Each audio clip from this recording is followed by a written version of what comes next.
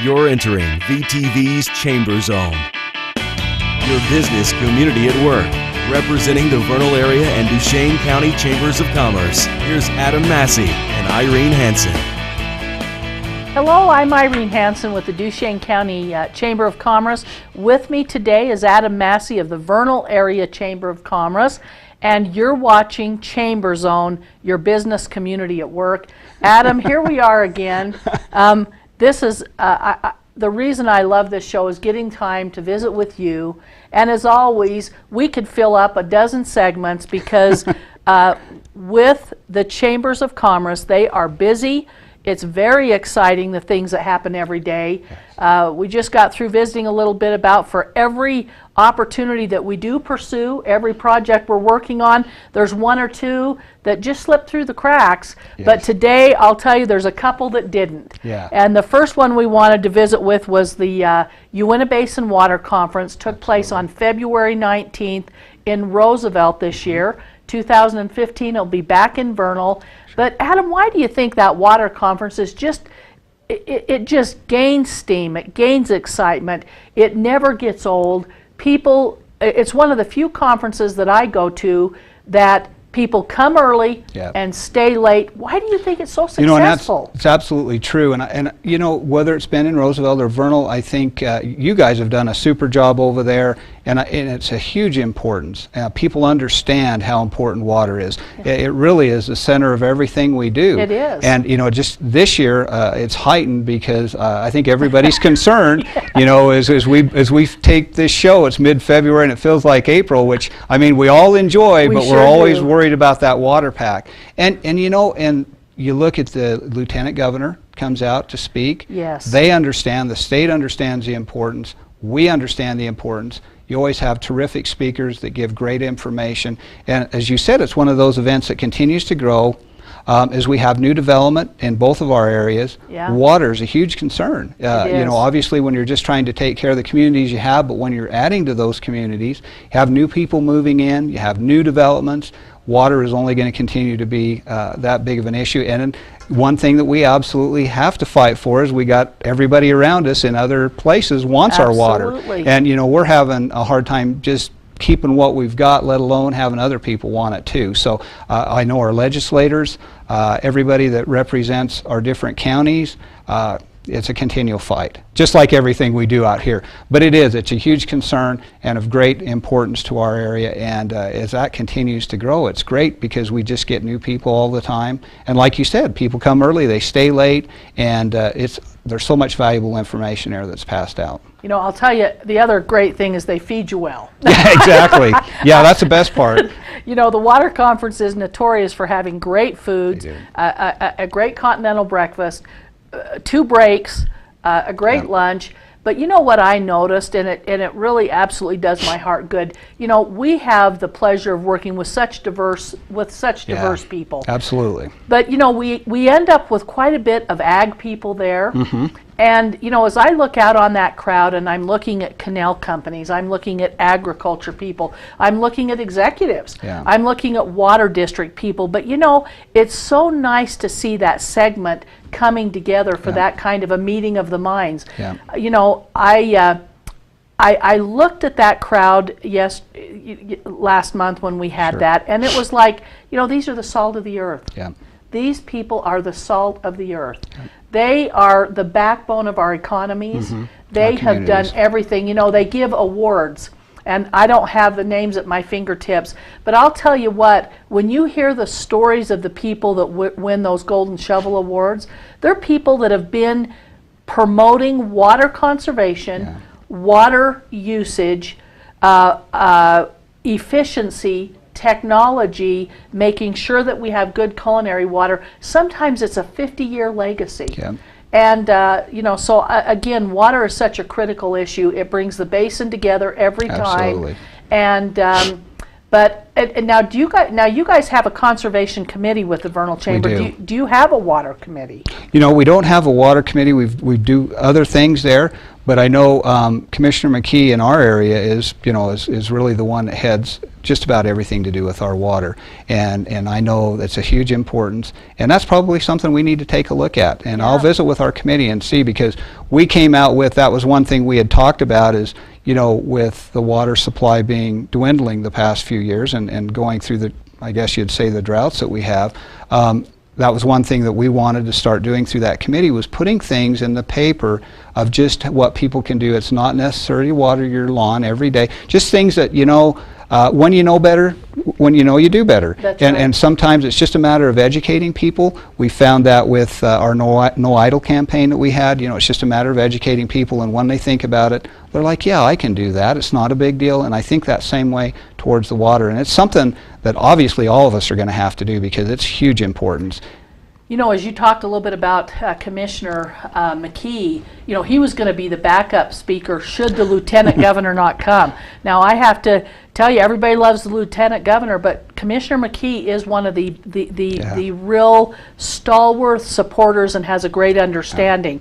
One of the questions that was asked, and when we go to our next segment, I'm excited because we're going to talk a little bit about the chamber, state chamber conference you were just at, but influence on that state level, so vital. One of the questions that was asked, does the state government have a Uinta Basin representative on the water committees? That's something we're going to talk about, the importance of, also about all that we can do to be involved. We'll be right back to talk more about your local chambers of commerce and events right after this. Perfect.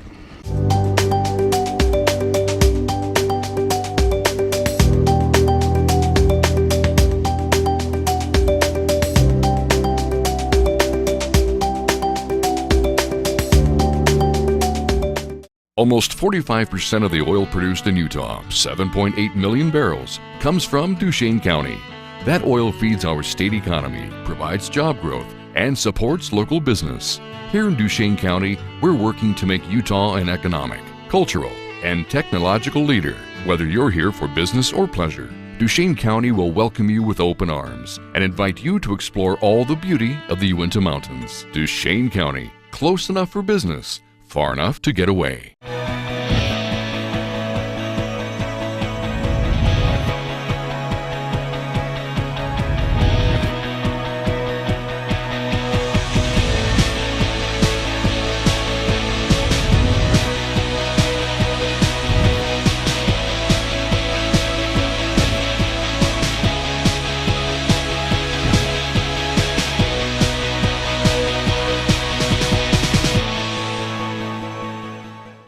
Welcome back to Chamber Zone, your business community at work. Well, I'm here with Adam Massey. Adam, we've been talking about the water conference, how important that is, how exciting. But now we kind of finished that segment talking about the importance of having that local representation. Now, we're very lucky. You are the chairperson, I believe, for the state chamber organization. Right. And in fact, we're going to be having the summer conference here in Vernal. I'm excited because that way, hopefully, I will make it. I promise you to be there with our support. Well, I appreciate that, Irene. But you guys just had your winter meeting. It's very important, and we're very lucky to have you in that influential position. Tell us some of the things that went on at the winter conference. It was a great conference again this year, and of course they always do it in conjunction with the legislature, and usually have quite a few of the legislative representatives that come in and talk to us, and this year was no different.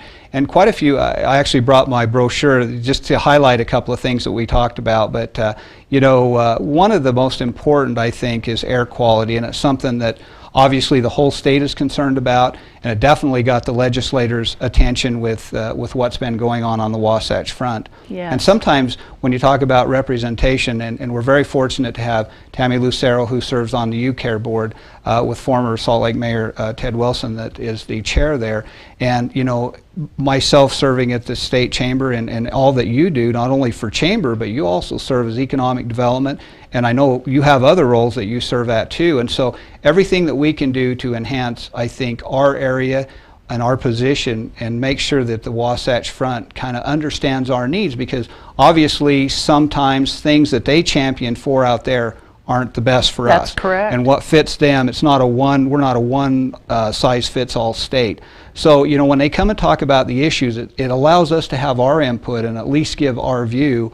We may be outnumbered sometimes, but you know, at least we get the opportunity to do that. And as I said, the air quality. And you know, I know this year we had Dr. Seth Lyman mentioned that we had a few days in unattainment back in December. We had a very stormy December and a lot of cloud cover and different things, and then we hadn't had any more days of unattainment. But that was one thing that was brought up at the state chamber board meetings was, you know, what are the legislature, and I know they had like 30-something bills that people were trying to pass. So that's been on everybody's mind. And transportation, and we'll discuss this a little more in depth in a later program, but you know, we've been the beneficiaries, I should say, of an EIS study out here in our area to look at, you know, what can we do to enhance, to be able to help, whether it's airports or rail or pipelines from our area.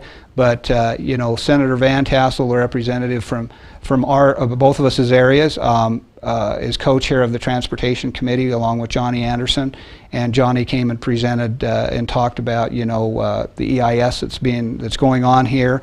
He also talked about a gas tax initiative that they're running at the state, and we'll probably have an update on that later on as they continue to try to figure out where all the money is going to come from to maintain not only the roads that we have, but to construct new roads. Because one thing that we've both noticed, and everywhere you look, as you make improvements to transportation, as that goes up, the economy follows it. And so that's one thing that's obviously very important in our area that was talked about out there. And so just a couple of those things. Cody Stewart, the governor's representative with the energy. Yes. Yeah, he's the governor's energy advisor. Absolutely, and he came and spoke to us about something we'll get into in the next half of our program, to more about energy and dealing with public lands and everything that we have to go through, which obviously is the backbone of both counties here. Absolutely. That's our bread and butter, and the state realizes that too, because it produces an inordinate amount of money to the state, but also the job growth and everything. Absolutely. When you like Duchesne County is number one in the state for low unemployment, and I think we're second in Uintah County. Excuse me, lost my voice, but you know, we've got a lot of good things going on here. But with that comes some challenges and some impacts that we have to oversee and make sure that we do things right. But you know, that's kind of a couple of highlights a little bit about what we did at State Chamber, and it was great to have there again. And I've mentioned this before. The focus is really on our area out here. It is. You know, when we were out there at Rural Day on the Hill, which has just been a few weeks ago, every speaker that got up talked, you know, of course, we always try and be out there in force. You and I have talked about how important it is to have our area represented. But, you know, it doesn't matter what side of the room we're on. The Uintah Basin is going to be mentioned multiple times by every speaker. Again, it's because of the contribution we make to the state of Utah. It's because of the job creation, and to be honest with you, it's because of the leadership. And I agree. you know, Absolutely. You know, it's funny. I hate to use it. I think we've become a little bit spoiled. we just have such great leaders. We have people in those positions that they become our mouthpiece, and they're statesmen. We go out there, again, we can talk about our commissioners, our mayors, chamber presidents, you know, other people. Economic development. Economic development. Absolutely. And, you know, when we go out there, people want to know what we have to say. So, you know, I take my hat off, and in fact, this is an election year. Almost every year is an election for something, but I know our county has a lot of positions coming up. Your county probably does too.